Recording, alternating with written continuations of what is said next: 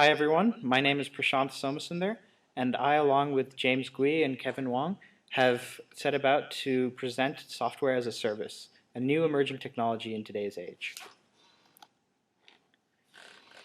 For a quick summary, the service is fairly new. It's a $12.1 billion industry that is projected to grow to nearly double that size by the year 2015. As such, it is very important to understand the implications of this service. Software as a service is, in theory, a system where developers can develop software for users anywhere around the world and manage it very effectively. It's good for consumers and small businesses, as well as medium-sized businesses. In theory, even large-scale businesses can use it. However, we must decide whether this is a good idea for various reasons. I will now hand it off to Kevin, who will talk about the technology. Thank you, Prashant. So what does cloud computing and software as a service do? Well, software as a service is a service that's provided by a company, and it provides software to subscribers who pay for the service. It allows clients to remotely access software on their own device, such as their desktop PCs, mobile phones, or even simply a web browser. There is a multi-tenancy approach to software as a service.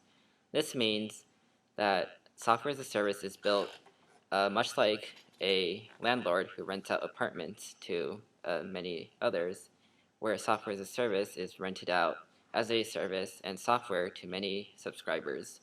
And this can include consumers, small businesses, medium-sized businesses, and large businesses.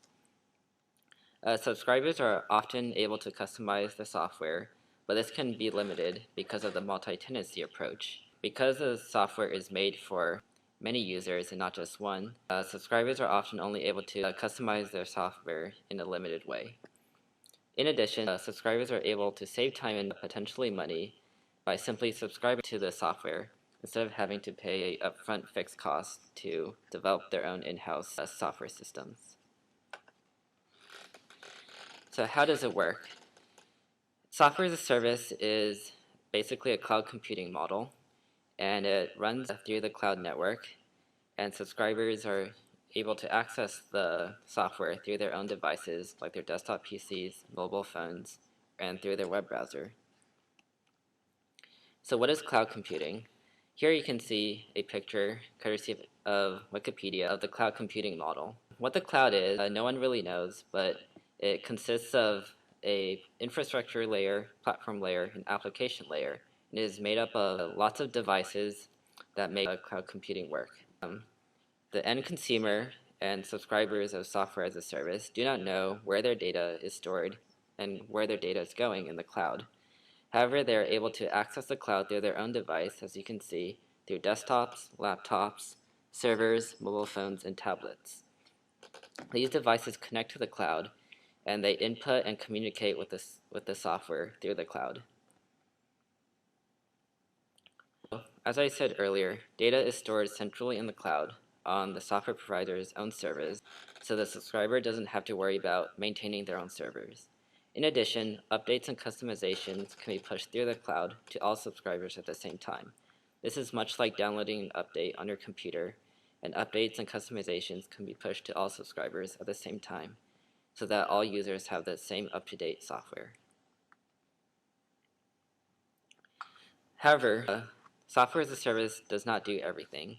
For example, there's a lack of proprietary data security. So because data is stored centrally in the cloud on the software provider's servers, a firm that exports their data using software as a service is not able to secure their data in their own fashion. In addition, they have to allow the software as a service company to have access to their data and for them to use and store their data on their own servers. Software as a service does not provide instantaneous response times. This is because of the cloud network model, where subscribers have to go through the cloud network because the data is stored centrally outside of their own servers. Softwares that require instantaneous response times are often not a good software as a service model because you are limited by the network's connectivity and response times. In addition, there's no full customization to fulfill exact business needs. Customization is not possible on software as a service, except in a very limited way because of the multi-tenancy approach, where software as a service is made to as many consumers as possible and not just for a specific business. And lastly, there's a lack of local training and support services. This is due to software as a service being exported by a company over the cloud network, and subscribers often just pay to have access to the software. Thus, there is no local training and support teams that are readily available and help you install the service. And now I'll pass it on to Jimmy, who will talk about cost and benefit analysis of software as a service. Thank you, Kevin, for the introduction into the SaaS technology. SaaS is an emerging technology, as Prashant and Kevin said previously, which means that this technology is constantly growing and changing in order to meet the demands of the consumers. There are many benefits to using the SaaS technology, but before you invest in this kind of technology, you should weigh both the potential costs and benefits. So, first off, some of the strength of the SaaS technology and the SaaS model is that in comparison to classical software, there's no need to follow complex instructions to install the software or the need to invest in physical servers.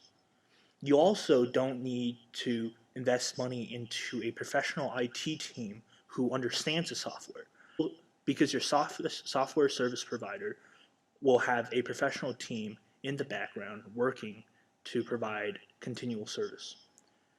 The software is always usable as long as you have an internet connection and a standard computer or device that can receive the signal. The software provider will be in charge of updating the service, so there's no hassle over when you should update or when you will need to update your system. Oftentimes, when you're using SaaS technology, there's higher security, since service providers' main function is to make sure that you and your data is taken care of.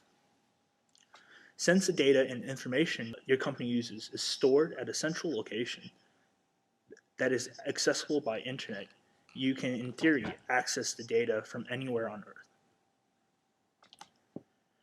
Despite these strong strengths, there are also weaknesses to using SaaS technology if the internet connection of your company goes out.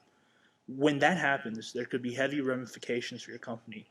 For example, your company may need to shut down for a prolonged period of time, and since they cannot access their data. And this can have severe implications to your revenue and cash flows.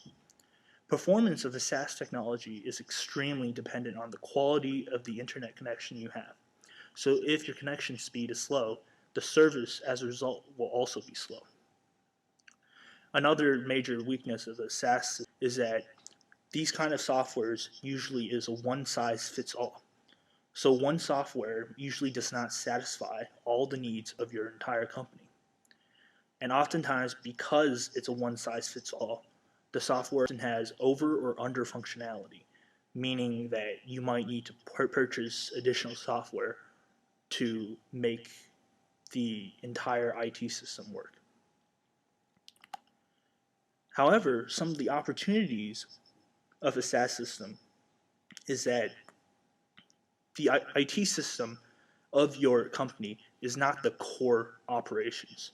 It's usually something that you invest into, but you don't know exactly how it works. But a SaaS company will take care of this for you. They have professionals behind the scenes who understands exactly how this system works. So you will never have to be afraid of downtime because the IT people at your company don't understand how it works. SaaS also creates free cash flows, which means that your company does not